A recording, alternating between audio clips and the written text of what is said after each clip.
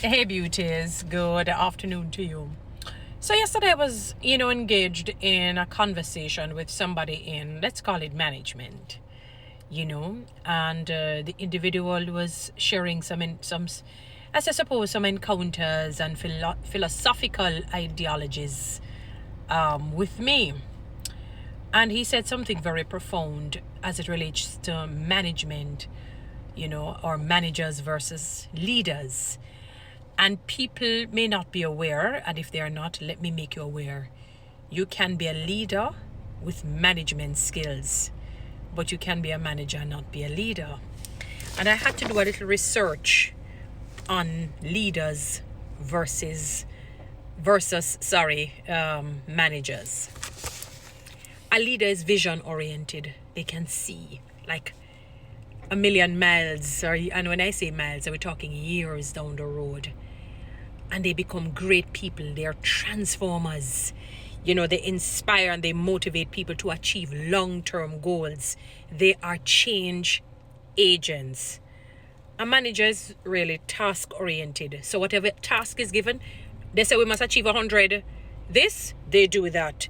They ensure that daily operations run smoothly through planning and organizing. So they don't inspire you to change. They just follow the bureaucratic or whatever the particular company or organization says. This is what we're doing. This is what we're going to achieve by this target. The outcome is this. That's it. Nothing else. Leaders, as I said, inspire and motivate their teams, fostering an environment of trust and engagement, and they tend to build strong relationships. In fact, leaders tend to know the right fit for the position. So when you see companies thrive and they prosper, generally speaking, you find that they probably have an effective manager, but chances are the leader is solid. And the leader knows the right person to put in this. Henry Ford could have been considered a very good leader.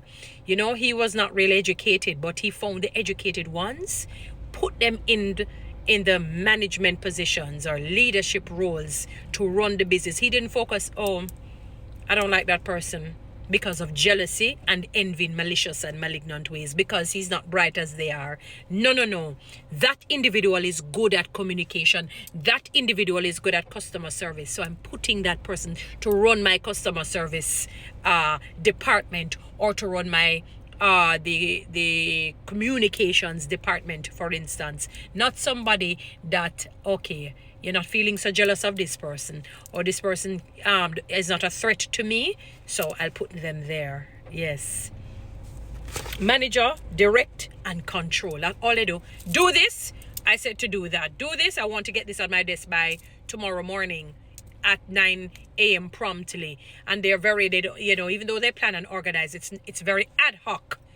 So you just see things just come up suddenly without any form of real, planning. And remember again, a leader can have management skills. So the leader can have all of this, that they balance with their vision-oriented, inspiring, motivating ways. But a manager may not necessarily, and in many cases, be good leaders. They may not even be a leader. Leaders are comfortable with ambiguity and risk-taking. They are visionaries, forward-thinking, encouraging innovation and out-of-the-box thinking. Managers are risk-averse. Oh, no. You're not going there. No. No, I don't want to hear this or that. Nope, we're not going there. That's it. They rely on established procedures and data to make decisions. This is how they did it 40 years ago, and I'm still following it. All right, I am not changing. They did this. This was done 40 years ago this way, and I'm doing it that way.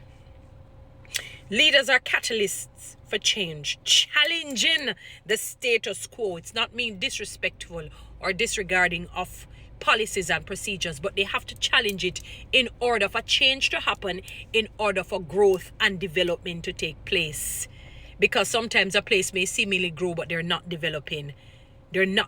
So you may have organizations where people are stuck in the same position for 10, 15 years. They don't move. They stay in wherever it is. Even when they have attained, higher level education, tertiary level education, they don't get that promotion because a manager doesn't have that vision. You're tasked to do this. You're hired to do this until you leave. This is your position. And I follow what they tell me from the high chain command. Leaders are catalysts for change, challenging the status quo and pushing boundaries. Leaders influence and they inspire. Managers merely oversee and ensure that that compliance is adhered to. You know, that you're compliant and that it is done. They oversee and they control. Do this, do that. Go over there, sit over there. No form of influence, no form of motivating, no form of inspiration. They don't listen to ideas from lower level people. Leaders tend to be like that. They will listen, you know, and say, okay, I hear what you're saying.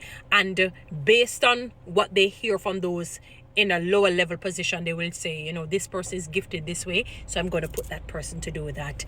That individual is, so they have that visionary, they have that vision, they can see down the road, they can tell. You know, there are some people, when you come across some people, you can say, you know, that this individual is strong in this area, and that's not their area of strength.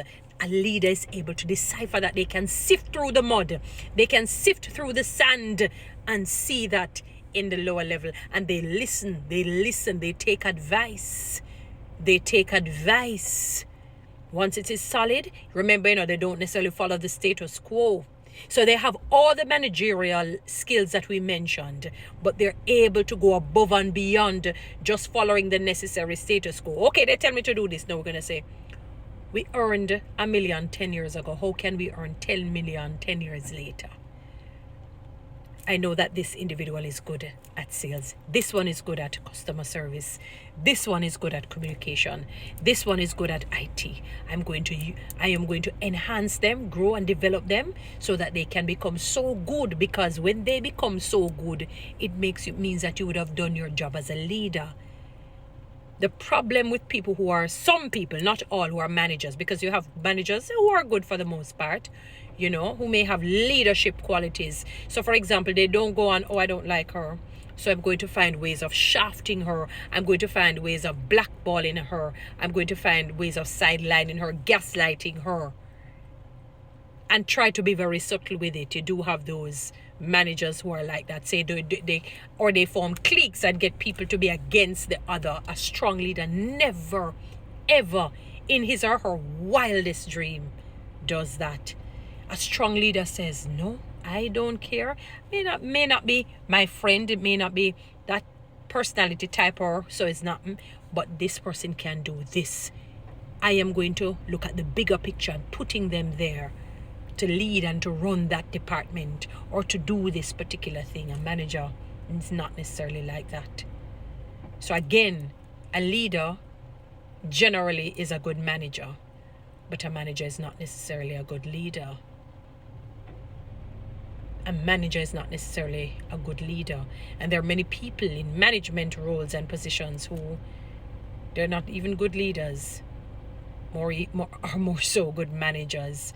And the gentleman was sharing with me, you know, about the sort of deficit that companies are facing with poor managers, no good leaders. And that is why we see some of the things that are happening in our country today, you know, where we see the bullying in office, and people think of bullying that somebody has to come and shout at you, you know. They find ways of bullying you, try to make you look incompetent. They don't speak to you, so you're the only person they don't speak to. They blackball you, gaslight you, you know, try to make it look as if you're not doing good in your work. I remember some time ago a lady was saying she's excellent at Spanish, and she went into a particular Spanish class, and no matter how she did her Spanish, the lady wouldn't give her anything above D, going down all less E. And she said, this is odd. This is my area of strength and special. And she said, all right, she humbled herself.